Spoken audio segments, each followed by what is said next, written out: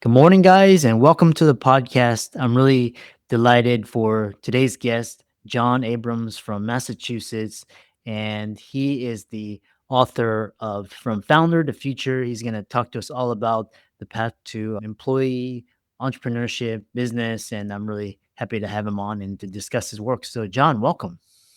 Well, it's great to be here, Chris. Thanks for having me. Yeah. And briefly introduce yourself, and I'm really excited to dive into the questions. So, I started a company called South Mountain Company when I was 23 years old in 1973. And we had no intention of being in business, but it became very compelling, something I'm passionate about. And it became an integrated architecture, building, and solar company. Hmm. In 1987, I transferred ownership to my employees because some of them wanted to stay for their careers, but they wanted more of a stake. And that turned out to be a hinge point in the company's history. And it was incredibly rewarding. So I stayed on for 35 years. And in 2022, I passed it on to second generation leadership and I retired. But I am hardly retired. So I started writing this book and I work with companies guiding them in the transition from proprietary ownership to employee ownership. Mhm. Mm. It's my new Yeah. gig. Yeah, and I really enjoyed the book. And one thing is talking about is one question I have for you is, people, clients that come to you, do they come to you for the book or do they come to you for advice in transferring ownership to employees? How do your clients work with you? So the book is not even out yet. It's just coming out next week. Although it is around, there are a few thousand copies out. But people come to me because they know me in some other capacity. And over the years, I have helped people that guide people to employee ownership. And so this network has built up. And so now that I'm available to do that, some people come to me. And some people, many people come to me and I refer them to others through this work of doing this book. I've come to know such a wide variety of people in the employee ownership arena. And so I have wonderful people to refer others to. Mm, interesting. Yeah. And for the listeners and viewers, John's book and the links will be in the show notes. One question I have for you is what sort of businesses or business structures are good for employee ownership? Because if you look at like traditional corporations, I mean, you kind of, I mean, you have like, sometimes you get, stocks or options, but what percentage of people are actually employing this model? So it's a small percentage, but worldwide it's a large, large number. And in the US, the most common form of employee ownership is the ESOP, the Employee Stock Ownership Plan. There are roughly 6,000 of them, 12, 13 million employees. But the two others, and two that really interest me, is the worker co-op, which is what my company became. And in 1987, when we converted to the worker co-op, there were only about a dozen in the US. And there are roughly 1,000 now. But worldwide, it is the most common form of employee ownership. And there are great concentrations in northern Italy and Spain. In Spain, there's a group of cooperatives, the Mondragon co-ops, that employ 70,000 people. So it's growing. And then there's a newer form of employee ownership called the Employee Ownership Trust, which is very common in Great Britain for the last 100 years, but it has just come to the US last 10 years, I'd say, but it's gaining great traction. Hmm. Interesting. So there are And real choices and different forms of employee ownership appeal to different people. yeah. And so, when you talk about different forms of employee ownership, what are I mean, obviously this is only 30 minutes, but, what are some of the factors or considerations when considering what type of plan to go with?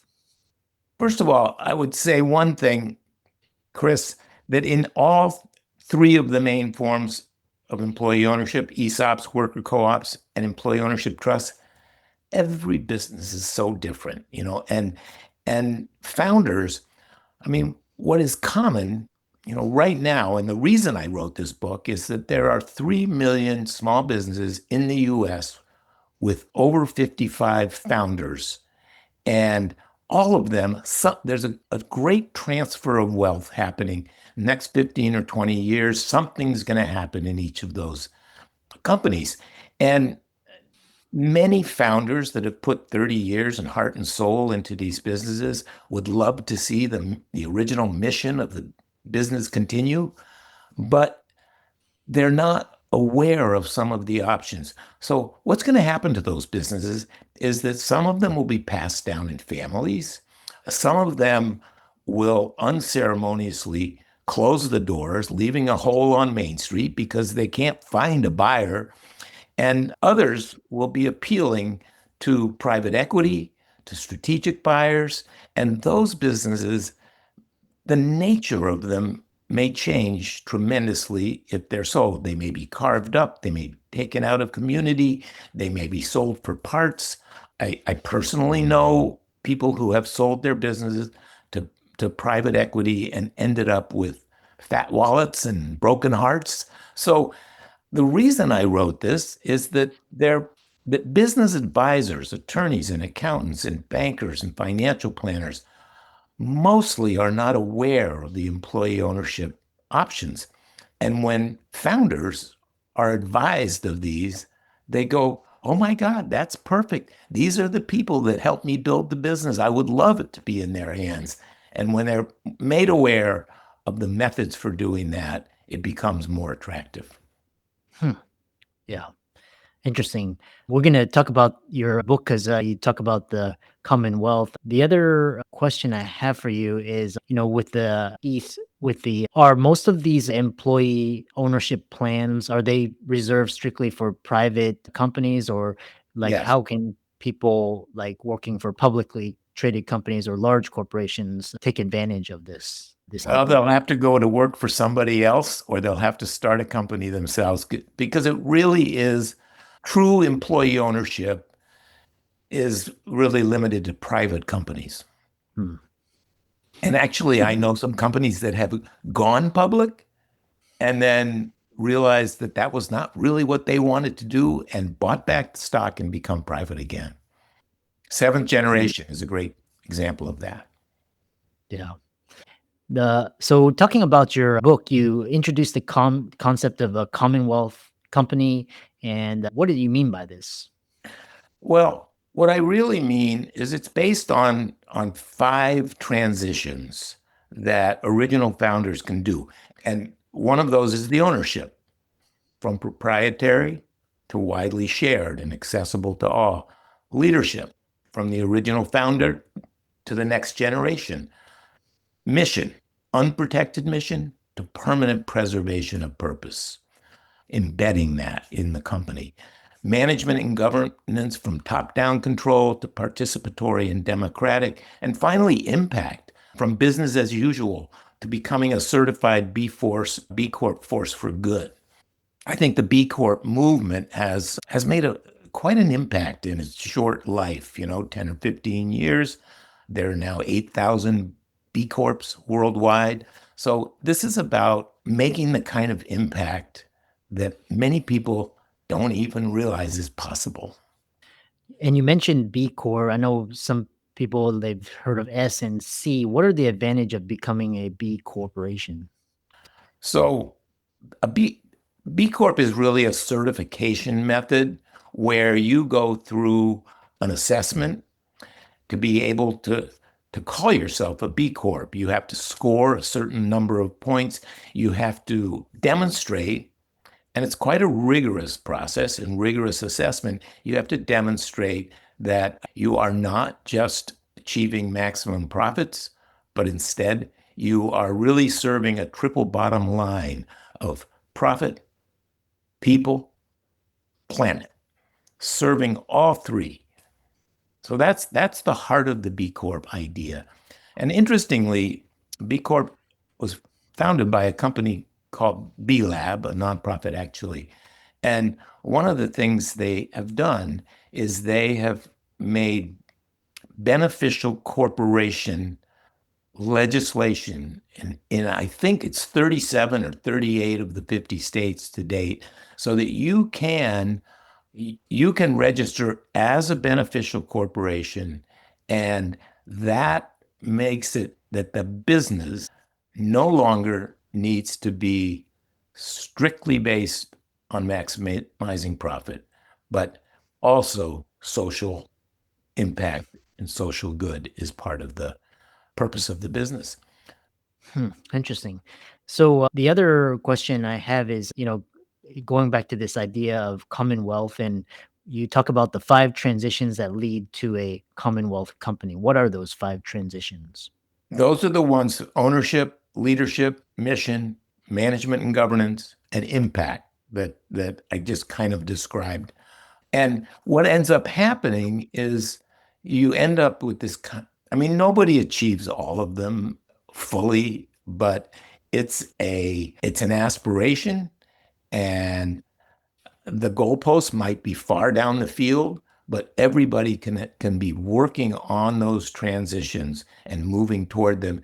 And then the Commonwealth Company, as I perceive them, they employ constant learning and improvement with generally loose steering and control to create continuity, to create longevity, to create resilience, to create impact, and to create equity. Interesting. The other question I have for you is, as employee ownerships, you talk about the positive impacts of our economy and our democracy. Why don't more businesses employ this form of ownership? Is it just they don't know, or just kind of the owners? Talk about why people are not doing this more frequently. I think it's really, Chris, I think it's lack of knowledge. And because the appeal is pretty widespread when people know about it as an option and as an option to exit.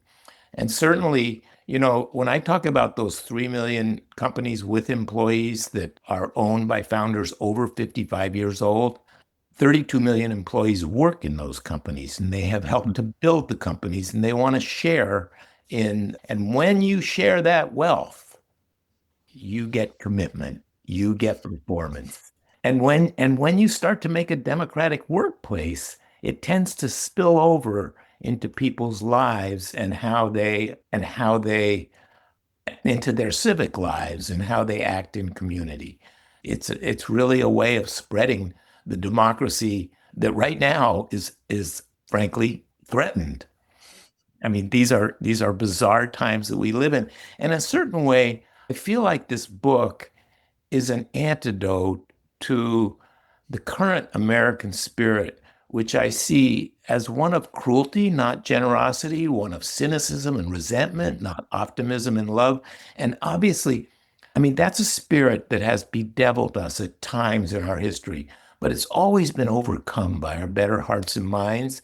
And I'm certain that that will happen this time too. So, in a way, this book is an ode to the America to come, the one where we all share the bounty and the respect. And so that's the message. That's the story. That's the hope.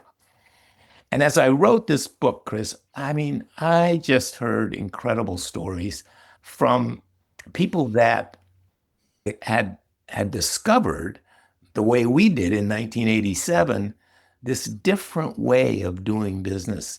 I'll tell you a great example of that. So, not far from me on Cape Cod, where fishing is a big industry, the fishermen of Chatham, a small town in Cape Cod, were, who all talked to each other, and they were complaining to each other about how the wholesalers had lowered the price and it was getting lower and lower. And they said, why don't we get together and all make our prices? So they went to an attorney, and the attorney said, well, you can't do that. That's collusion. You can't get together on price. But if you were a cooperative, you could. You could legally do just that. And so 17 of them at this point own what's called the Chatham Harvesters Co-op, and they own this business and they all set the prices together. And they're serving the community in new ways because of banding together. They have a community supported fishery. You can be a member. They're starting to use lesser known species, and they didn't know this was possible. They had no clue that this was possible, and it has been remarkably successful. Yeah. It's amazing. I think you were talking about the growing divide and kind of the cynicism, because of the corporate and political greed in our society is rampant, corruption, fraud. One question I have for you is, a lot of entrepreneurs, small business owners, they're listening or watching, and like they're still in the early stages. They're like, yeah, I may not, I'm not sure. Once I don't know if I'm going to pass this business on to my family, if I'm going to shut doors or get acquired, or where what factors, like, when should they start thinking about ESOPs and employee ownership plans? Should it be even before they start the business, during, or when they meet a certain size? Talk about those factors and considerations. I advise people to be talking about and thinking about succession planning right now, no Mm, matter where you are. If you are a startup, if you are at mid career, if you're getting ready to retire, succession planning is huge. And most small businesses have no succession plan at all. All of a sudden, the owner goes, I'm getting ready to retire. What am I going to do? So I say start right now. And I also go further and say, changing ownership and changing leadership are two very different things. And the ownership is more transactional mm, and easier to accomplish. And I suggest that people do transfer ownership mid-career and then leave a healthy runway to the leadership succession. So if I'm the owner of a business and I sell it to my employees and I stay on as the CEO running that business, then I am helping this new cooperative or ESOP or trust. I'm helping it to succeed by developing internal leadership so that when the time comes when I'm truly ready to walk out that door, we are all ready. So at South Mountain Company, we spent 7 years thinking about the leadership transition, and 3 years, the last 3 years, working incredibly hard to develop the leadership capacities we needed in a very intentional way. And we had a very aligned leadership team of 6 people that included me. And we were so ready when my retirement date, I mean, 6 months before, we kind of looked around each other and we go, oh my God, I think we've done this thing. And we got 6 months to just polish the mirror and make sure we've got everything aligned so that when I retired, it was like 6 people became 5. It was like I slipped out in the night because they were just so prepared to run this company. excellent. How can people connect with you, find out more about you, learn from you, check out the book, and reach out to you? So on my website, abramsangel.com, and angel has 2 L's. Abramsangel, 2 L's.com. There is it not only describes what we do it for services, but it also has a good description of the book and a sample chapter and endorsements. So abramsangel.com, it's all right there. Yeah, excellent. Well, thank you for a very fantastic conversation, and keep up the great work. Chris, you too. Thanks so much for having me.